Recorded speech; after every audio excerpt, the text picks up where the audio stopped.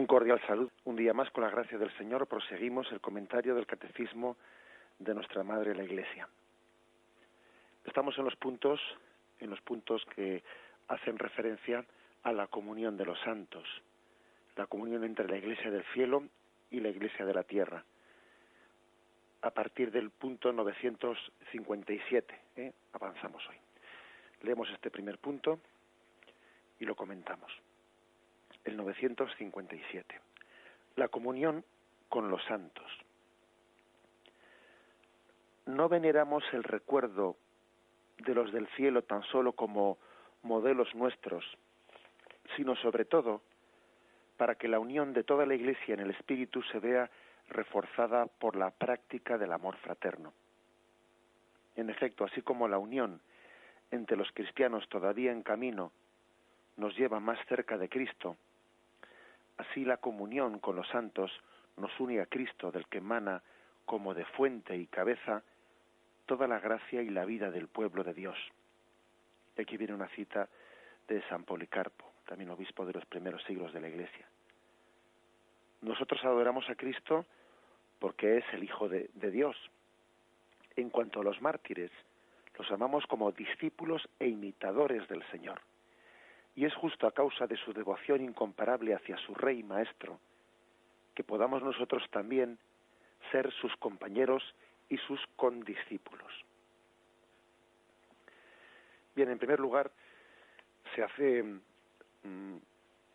una pequeña explicación de por qué veneramos el recuerdo de los santos, ¿no? Y dice este punto del catecismo que no solo lo hacemos como modelos, sería un empobrecimiento, ¿no? Pues de este misterio de la comunión de los santos, o de cuál es la veneración que tenemos los católicos hacia los santos, si lo entendiésemos únicamente como unos modelos de imitación.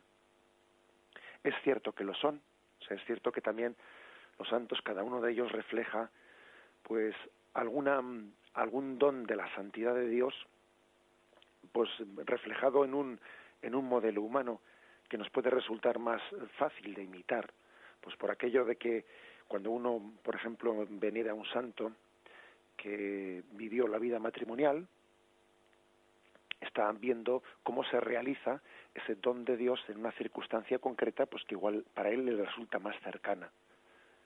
O cuando uno, por ejemplo, ve un santo, venir a un santo que vivió pues en la vida sacerdotal, pues para ese sacerdote ve reflejado en una vida, en un modelo que es más cercano a él, pues la santidad de Dios. Es verdad que nosotros tenemos un modelo cercano en los santos, porque cada uno de ellos refleja una pequeña parte de la santidad de Dios, pero realizado de una manera concreta, cercana a nosotros. Juan Pablo II, de feliz memoria, multiplicó las canonizaciones y procuró canonizar santos que estuviesen cercanos a nosotros incluso en la vivencia histórica, santos pues como San Maximiliano María Kolbe, que había vivido los horrores de los campos de concentración, ¿no? En la Segunda Guerra Mundial, santos que habían vivido circunstancias, cercanas a nosotros. Porque con esa multiplicación de las canonizaciones, lo que quería él era subrayar, por una parte, que la santidad pues no es un privilegio raro de unos pocos, sino que es la común vocación para todos los cristianos. En segundo lugar, quería también subrayar que son modelos cercanos de imitación, que Dios es tan grande, pues que es como la luz del sol, que se subdivide en montones de rayos pequeños que iluminan aspectos concretos de la naturaleza, ¿no? Y nosotros en las virtudes de cada de los santos vemos pequeños matices de la santidad que proviene de Dios.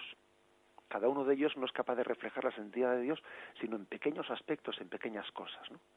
Pero ocurre que si mirásemos directamente al sol, pues posiblemente la luz sería tan intensa que no seríamos capaces de captar todos los matices de ese sol, y sin embargo, al verlos reflejados en pues en las plantas, en los pájaros, pues vemos matices. Los santos son pues como pequeños espejos en los que se refleja la santidad de Dios, ¿no? Pero, ojo, dice el catecismo que no solo los veneramos como modelos, ¿eh? Que hay más que ellos. Es decir, los veneramos también, sobre todo, para que la unión de toda la Iglesia en el Espíritu se vea reforzada por la práctica del amor fraterno. Es decir, venerando a los santos que están en el cielo, estamos cumpliendo el mandato de Jesús de amarnos unos a otros. Porque no olvidemos que la Iglesia no solo es la Iglesia peregrina que está en esta tierra, la Iglesia es el cuerpo místico de Cristo entero, y lo forman también pues la Iglesia que se purifica, la Iglesia purgante y la Iglesia triunfante del cielo. Con lo cual, amando a nuestros hermanos santos, cumplimos el mandato de Jesús, amaros unos a otros. Si no amásemos a la Iglesia del cielo, a los miembros que están en la Iglesia del cielo, estaríamos incumpliendo un mandato de Jesús. Ese es un aspecto en el que pocas veces hemos pensado, pero sí, eso es cierto. El amor al prójimo no solo se refiere al que está en esta Iglesia, sino también a todos los hermanos que están en la Iglesia del cielo. Además hay otra razón también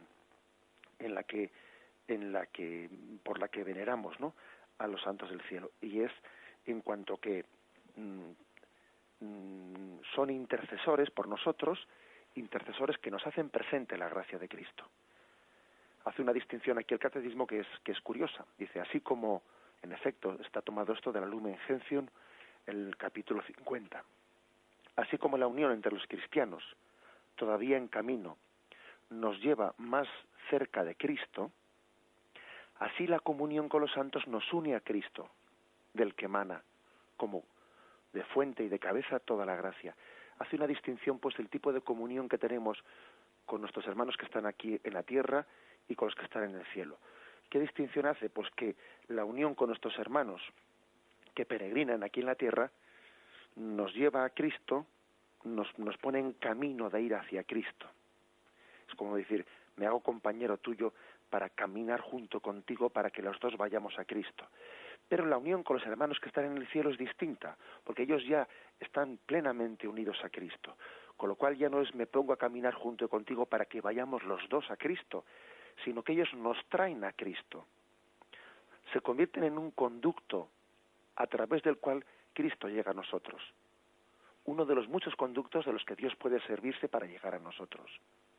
El Señor puede llegar a nosotros de muchas formas, que para eso es el Señor, y su señorío le permite llegar a nosotros a través de muchos caminos, pero un camino, y muy querido del Señor, es utilizar a nuestros hermanos del cielo para a través de ellos llegar a nosotros.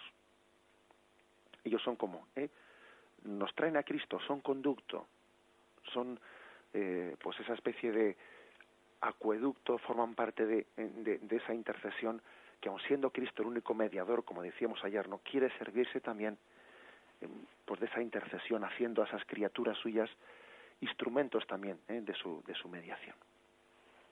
Bueno, esta es por lo tanto el punto de partida. Y la cita de San Policarpo, que se cita aquí, nos enseña mucho a matizar qué entendemos nosotros por veneración de los santos. Ya sabéis que nosotros, en nuestra fe católica, distinguimos la veneración a los santos de la adoración que damos únicamente a Dios. Nosotros no adoramos a los santos, veneramos a los santos. ¿Qué diferencia hay entre una cosa y otra? Esta cita de San Policarpo aquí lo aclara mucho. Nosotros adoramos a Cristo. Dice, adoramos a Cristo, porque es el Hijo de Dios. En cuanto a los mártires, que aquí habla de los mártires, pero podría ser de todos los santos, los amamos. O sea, es decir, aquí no dice también adoramos, no, dice adoramos solo a Cristo. Y luego dice San Policarpo, y en cuanto a los mártires, los amamos como discípulos e imitadores del Señor. Por lo tanto, él sabe muy bien que si amamos, si veneramos a los mártires y al resto de los santos, es a causa de la devoción incomparable hacia Cristo que ellos tenían. En el fondo, lo que amamos en ellos es el que hayan sido tan amadores de Cristo, tan amantes de Cristo. por lo tanto no tenemos en ellos el fin, ¿no? Sino al amar a los santos, amamos en ellos a Dios. Somos muy conscientes de que esos dones que tienen son recibidos de Dios. Un santo que tiene unas grandes cualidades son suyas, sí, pero son recibidas de Dios. Con lo cual yo al venerar a un santo estoy de alguna manera venerando a ese santo en virtud de que como adoro a Dios, glorifico a Dios por los dones que ha dado a ese santo. Lo cual subraya una vez más que la veneración a los santos no le quita la centralidad, ¿no?, de nuestra fe en Cristo. Nuestra fe está centrada en Cristo. Y entonces cuando uno ordena correctamente, ¿no?, pues su devoción hacia los santos, su veneración hacia los santos, eso no le quita a Cristo la centralidad. Es más, cuando conocemos la vida de los santos, lo que hacemos es glorificar a Dios por las obras grandes que hacen los santos, en sus santos. Esto es importantísimo y de alguna manera pues centra las cosas en su justo equilibrio. Es decir, que ser santo es participar de la santidad de Dios. Y por tanto ser santo no es una especie de ser un Superman, alguien que tiene unas cualidades especiales que no, eso no es así. Ese santo es grande porque ha participado de la santidad de Dios, porque se ha dejado amar por Dios, porque Dios ha hecho obras grandes en él.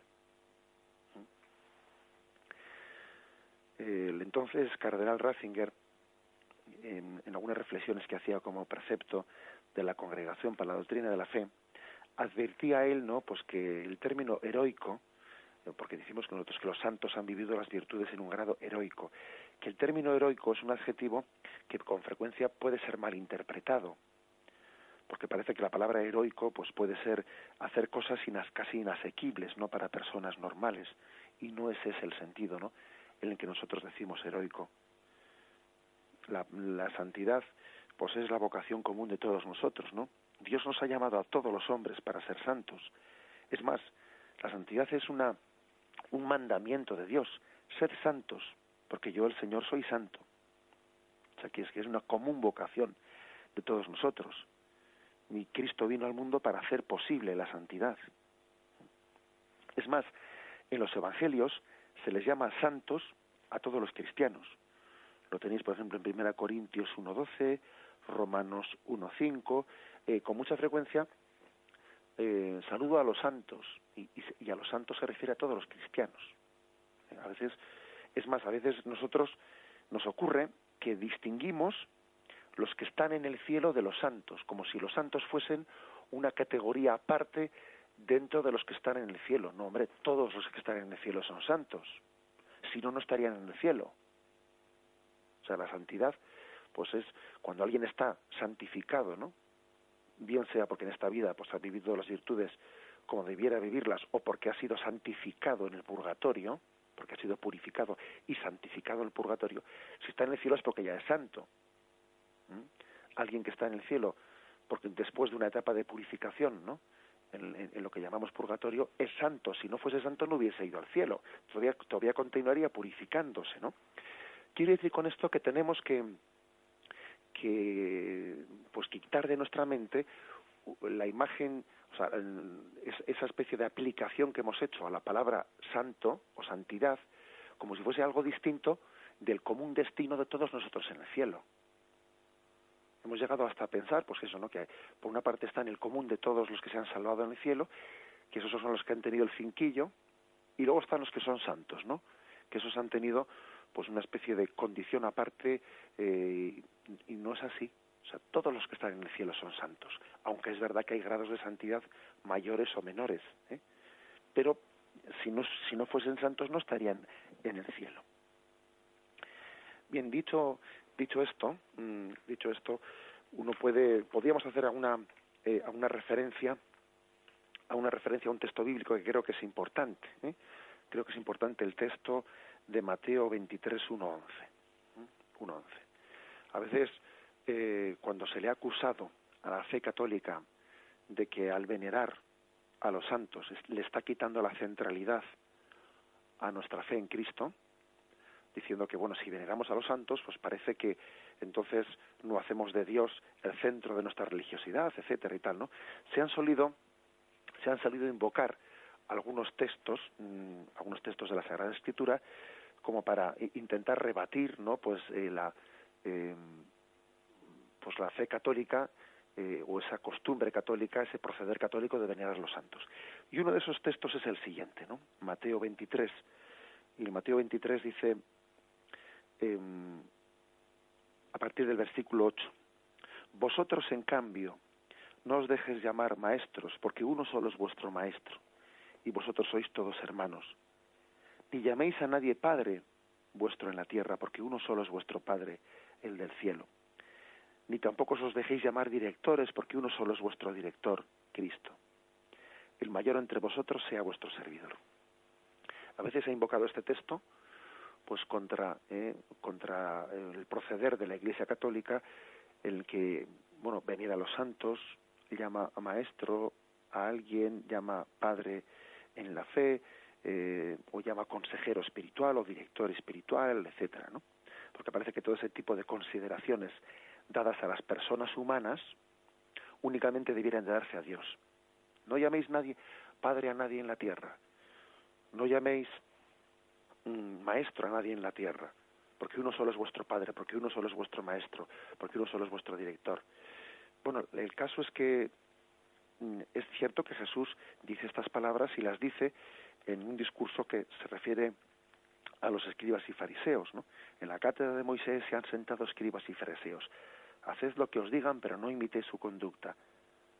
Todas atan pesadas cargas en la espalda de la gente, pero ellos no mueven ni un dedo para llevarlas. Todas sus obras las hacen para ser vistos por los hombres.